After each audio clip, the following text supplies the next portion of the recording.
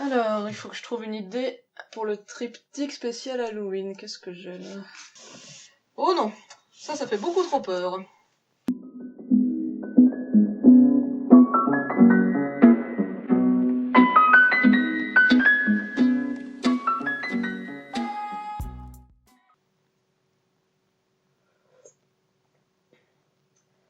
Vous savez, si la fête d'Halloween est aujourd'hui considérée comme faisant partie intégrante de la culture nord-américaine, son origine est en réalité celte. Elle est en effet dérivée de la fête de Samhain, qui marquait le passage de la saison claire à la saison obscure dans les sociétés gaéliques, et dont la tradition voulait que l'on puisse communiquer avec l'au-delà. Cette fête était célébrée en Grande-Bretagne et en Gaule. Son origine est donc bien européenne.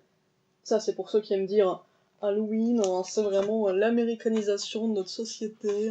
Cependant, on retrouve des fêtes similaires partout dans le monde, comme le Dia de los Muertos mexicain ou encore le Obon japonais. Notre intérêt pour le paranormal et le macabre est donc universel, et on retrouve sorcières, fantômes et démons dans toutes les cultures du monde. Mais sous des aspects différents, comme nous allons le voir aujourd'hui avec 3 œuvres qui vous feront frissonner. Commençons tout d'abord avec une bande dessinée avec Midnight Tales, une anthologie dirigée par Mathieu Bablet, parue en 3 tomes aux éditions Ankama. Cette série d'histoires courtes situées dans un même univers nous entraîne à la rencontre de l'Ordre de Minuit, une société secrète de sorcières ayant pour but de protéger le monde contre les mauvais esprits. À travers la plume de différents auteurs, il nous emmène ainsi à la rencontre des différents membres de cette société à travers le monde. Cette série anthologique rassemble différents auteurs phares du label 619 des éditions Ankama, notamment Florent Maudoux, Elsa Bordier ou encore Guillaume Singelin, pour nous proposer des récits indépendants les uns des autres, mais toujours reliés par la thématique de la sorcellerie. On retrouve ainsi une grande diversité dans les scénarios, les graphismes et la façon des auteurs d'appréhender le paranormal. Inspiré par les comic books d'histoire d'horreur américains des années 60, et empruntant d'ailleurs son titre à l'un d'entre eux, Midnight Tales nous fait voyager à travers le monde, nous faisant ainsi visiter successivement la Thaïlande, l'Angleterre, le Japon ou encore les pyramides d'Égypte.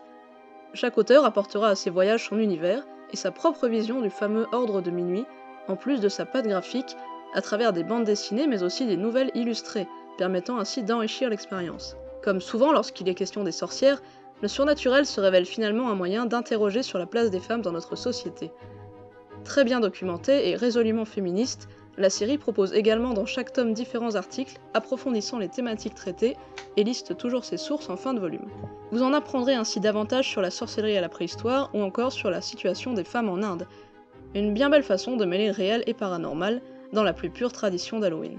En comics, j'ai choisi un long Halloween de Jeff Lubb et Tim Sale, paru aux éditions Urban Comics.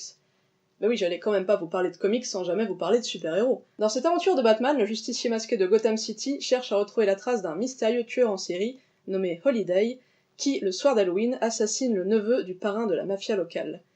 S'ensuivront une série de meurtres sanglants, se déroulant tous un jour de fête, et impliquant les criminels les plus dangereux de Gotham City. Je ne vous ferai pas l'affront de vous présenter Batman, tout le monde connaît le célèbre homme chauve-souris, immortalisé au cinéma par Tim Burton, Christopher Nolan, Zack Snyder et j'en passe. Pourtant, en dehors des initiés, peu se sont aventurés à lire les aventures du justicier masqué en bande dessinée. On a pourtant, avec un long Halloween, un récit sombre et palpitant digne des plus grands films noirs. Considéré comme un classique dans son genre, il nous propose une enquête policière voyant défiler les plus célèbres ennemis de Batman, parmi lesquels le Sphinx, l'Épouvantail, Poison Ivy, Catwoman et bien sûr le Joker. Ce casting 3 étoiles en fait une porte d'entrée idéale dans l'univers des comics Batman. Car on ne va pas se mentir, si cet univers est si fascinant, c'est principalement grâce à ses méchants, véritables héritiers des monstres de la littérature gothique d'autrefois. Ainsi, le criminel défiguré Double Face n'est pas sans évoquer le célèbre Dr Jekyll et son double Mr Hyde. Quant à l'homme chauve-souris lui-même, il évoque immanquablement la figure du vampire, un grand incontournable d'Halloween. Ce style gothique est magnifiquement restitué dans le comics, grâce à la noirceur du scénario de Jeff Lubb et grâce aux traits bruts de Tim Sale à grand renfort d'ombre et d'aplats noirs. Un récit à conseiller à tous les néophytes pour découvrir Batman en bande dessinée, qui vous entraînera dans les bas-fonds de Gotham City, en même temps que dans les tréfonds de l'âme humaine. Enfin, le manga que j'ai choisi pour Halloween n'est autre que Shuri et Shimiko de Daijiro Morooshi, paru en 5 tomes aux éditions Doki Doki.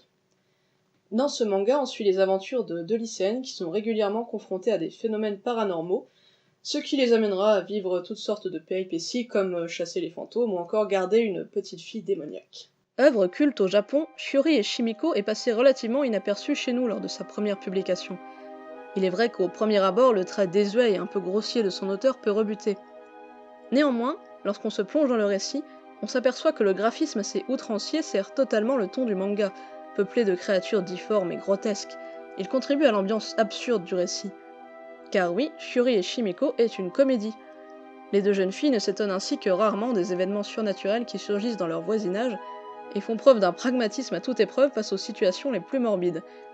Élever une tête décapitée dans un aquarium, par exemple, semble alors parfaitement naturel.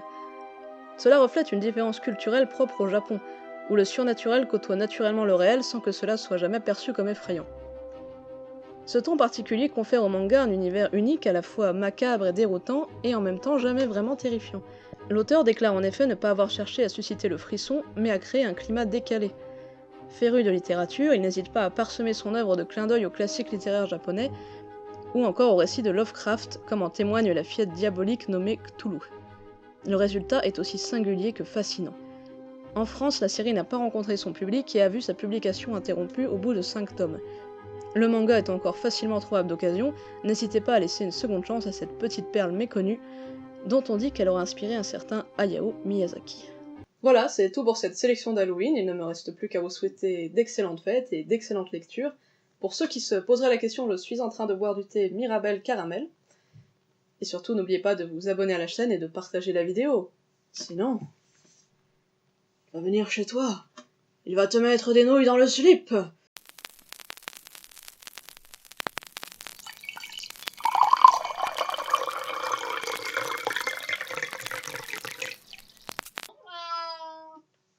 C'était très bien, je le sentais que c'était très bien, j'étais partie, et là, je te déteste. Le chat il fait chier pendant qu'on tourne. Je vais crever.